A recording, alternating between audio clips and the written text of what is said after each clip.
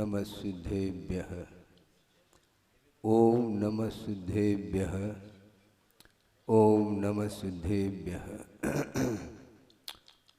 अहिंसा परमो धर्म की, महावीर भगवान की प्रातः स्मरणीय परम पूजाचार्य गुरुवर श्री विद्यासागर जी मुनि महाराज की जय। पूज्य आचार्य समय सागर जी महाराज की जय। आचार्य संघ की जय।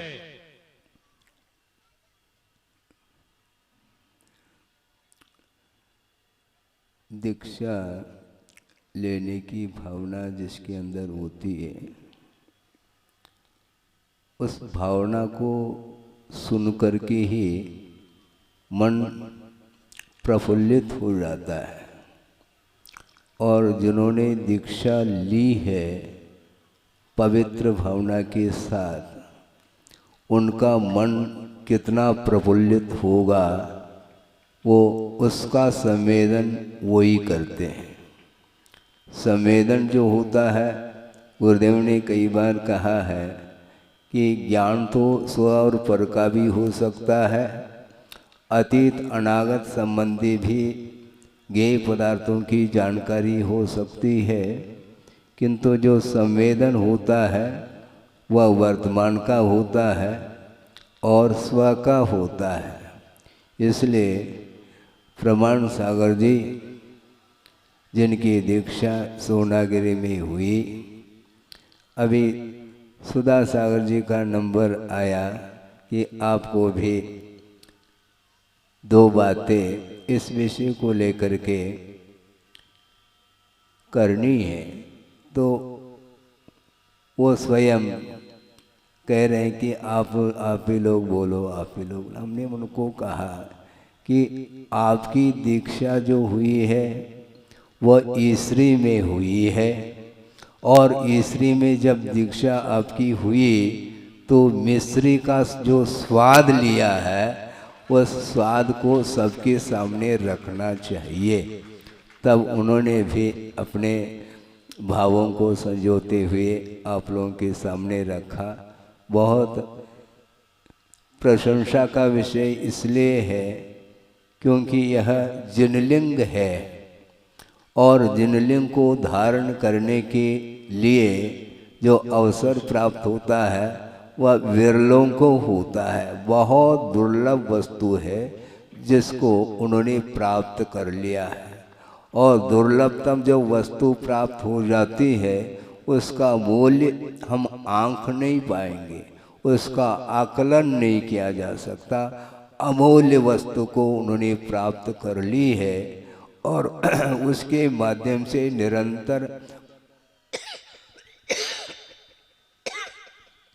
निरंतर उनके परिणाम उज्ज्वलतम हो रहे हैं। इसलिए उन भावों की प्रशंसा हम भी करते हैं। गुरुदेव के कर कमलों से जिन्हें दीक्षा प्राप्त हो गई, और मात्र दीक्षा ही नहीं, उस दीक्षा की सार्थकता करते हुए उन्होंने जो प्रभावना व्यापक रूप से की है, उस प्रकार की प्रभावना उसको सुन करके गुरुदेव भी आह्लादित रहे हैं। और हम लोगों के लिए भी गुरुदेव का यही आशीर्वाद है, मंगल में आशीष उनका है कि प्रत्येक जीव को अपनी क्षमता के अनुरूप कर्तव्य का पालन करते हुए और आत्म कल्याण के साथ जो आत्म कल्याण करना चाहता है, ऐसे जो मुमुक्षु भव्य जीव होते हैं उनका भी कल्याण उपदेश आदि के माध्यम से करना चाहिए। और कुंद स्वामी ने भी स्पष्ट रूप से कारिका दी है। शायद वह अष्टपाउड की कारिका हो सकती है अथवा अन्यत्र भी हो, जहाँ भी हो, किंतु कुंद साहित्य में वह गाथा हमें पढ़ने को मिलती है। वह ये है कि आदहिदम कादवम, क्या कहा? आदहिदम कादवम जम सक्कय परहिदमपि कादवम, किंतु आदहिद परहिदादो आदहिदम सुट्टु कादवम, ऐसा कहा। आत्महित कर लेना चाहिए, इसमें जम सखई नहीं कहा, किंतु पूरी शक्ति लगा करके सुट्ट कादव्वम कहा। किंतु पर कल्याण की जब बात आती है उस समय उनका ये कहना है जम सकई पर हिदम अपि कादम। इसलिए कहा दूसरे का जो कल्याण किया जा सकता है अथवा दूसरे के विश्व कल्याण में हम निमित्त बन सकते हैं, किंतु उसमें शक्य का ही अनुष्ठान हो सकता है और होता है। गुरुदेव ने स्वाध्याय के दौरान ये बात भी हमें सुनने को मिली कि हम अपने आत्म कल्याण के लिए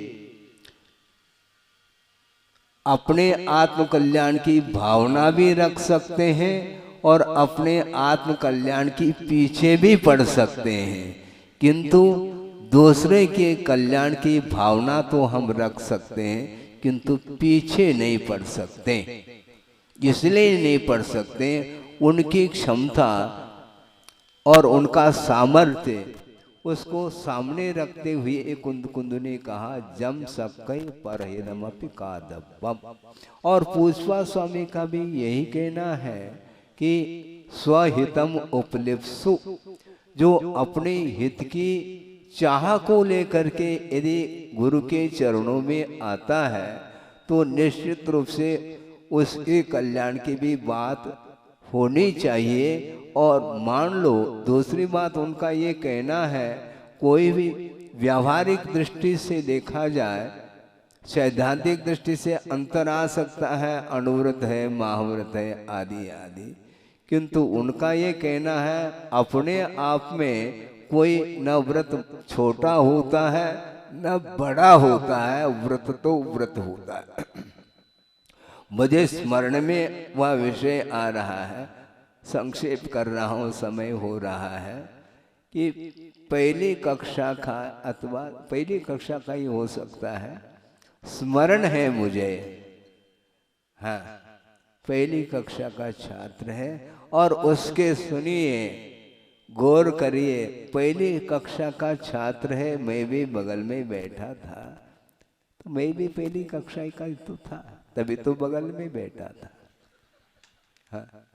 और मौखिक परीक्षा ली जा रही थी और टीचर ने पूछ लिया कि आकाश का रंग बताओ, तो जिसको पूछा गया था उसको पसीना आने लगा। तो हमने सोचा कि बहुत बड़ा प्रश्न है, पक्की बात है, भले आपको वो बड़ा प्रश्न नहीं है, उसको बिल्कुल पसीना से तर हो रहा था। ये आकाश का रंग कौन सा हो सकता है? अर्थ क्या है? प्रश्न आपके सरल है, उसके लिए बहुत जटिल है, बहुत कठिन है।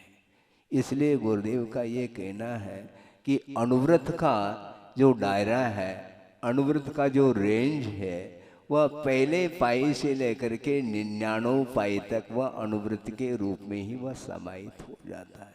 उसके बाद जब एक पाई मिलाएंगे तब वह बंदा एक नोट कहलाता है, अखंड कहलाता है, जिसको महाव्रत की संज्ञा दी जाती है। इसलिए चाहे अनुव्रत हो चाहे महाव्रत हो, व्रतों को अंगीकार करने की भावना जिसके अंदर आई है, क्योंकि व्रत उसी को बोलते हैं, 5 पापों से निवृत्ति लेने का नाम व्रत है। और व्रत को अंगीकार करने का भाव जिसके अंदर जागृत होता है, निश्चित मान लेना उसका संसार का अंत आया है, वह संसार का अब पार होने को है। ये अनुव्रत की इतनी महिमा आचार्य महाराज गा रहे हैं, तो ऐसी स्थिति में प्रमाण सागर जी हैं, सागर जी यहाँ पर बैठे हैं, आसीन हैं मंच पर, और उन्होंने आत्म कल्याण करते हुए विश्व के लिए गुरुदेव के आशीर्वाद के माध्यम से उन्होंने जो प्रभावना के क्षेत्र में कार्य किया है, वह अपने आप में सामने दिखाई दे रहा है। इसलिए इसी प्रकार प्रत्येक साधक का कर्तव्य है अपने कर्तव्य को नहीं भूलते हुए और गुरुदेव के संकेत और उनके आदेशों का अनुपालन हृदय से करते हुए शेष जीवन को हम व्यतीत करेंगे तो निश्चित रूप से भविष्य में भी हम लोगों को विशेष रूप से मोक्ष मार्ग की सामग्री मिलेगी और उसके माध्यम से हमें केवल ज्ञान को प्राप्त करने का अवसर मिल सकता है। सबको केवल ज्ञान जल्दी जल्दी उपलब्ध हो, इस पवित्र भावना के साथ अहिंसा परमो धर्म की जय। बोधि समाधि परिणाम शुद्धि स्वात्मोपलब्धि शिव शोक सिद्धि चिंता मणि चिंतित वस्तुदाने मंद मानस्य ममास्तु। परम पूजाचार्य गुरुवर श्री विद्यासागर जी महाराज की।